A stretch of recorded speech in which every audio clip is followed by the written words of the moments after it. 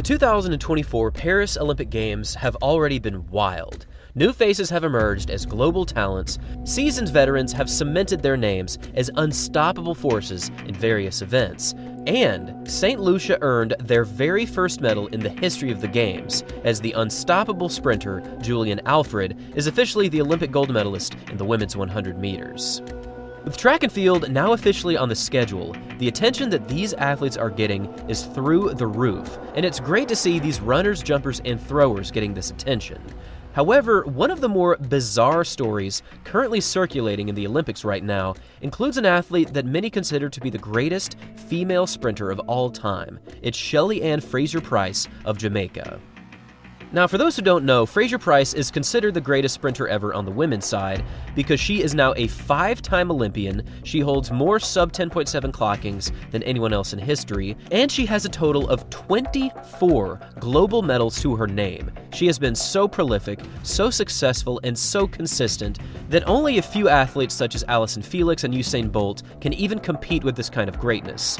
But for this year's Olympics, something very strange happened, and it happened in the semifinals.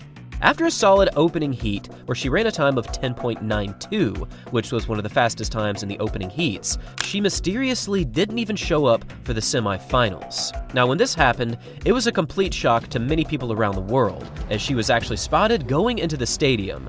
But this is where the rumors and the information really started to get kind of complicated, because there was this video circulating showing both Sha'Carri Richardson and Shelly-Ann Frayser Pryce unable to get into the stadium.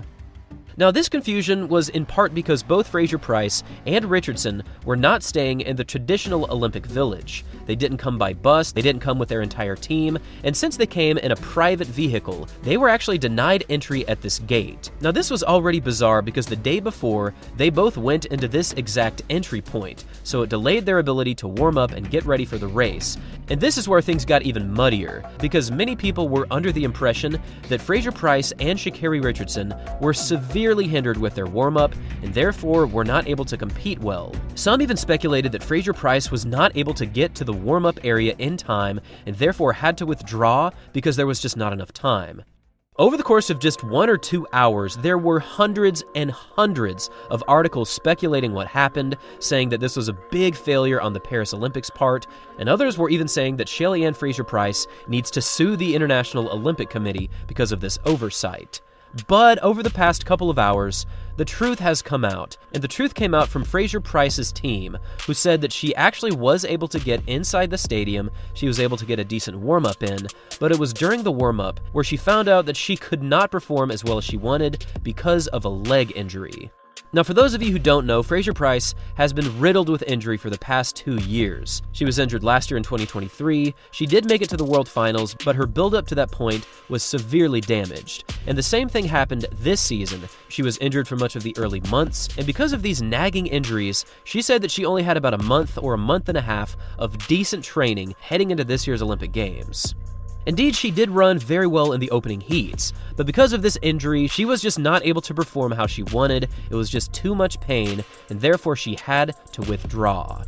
Now, I've already expressed my sadness about this departure because Frayser Pryce really did have the ability to make it onto the medal podium, and given that she ran a 10.92 in the opening heats while shutting it down over the final 20 meters, and given that the bronze medal was earned by Melissa Jefferson at 10.92, it is almost a guarantee that Frayser Pryce would have made it on the podium had this injury not been present. So it is painful to see this injury happen at arguably the most inopportune time for Shelly-Ann Frayser Pryce. But that's just what happened. Sometimes things do not go to plan, and sometimes you simply cannot compete because of your body not responding.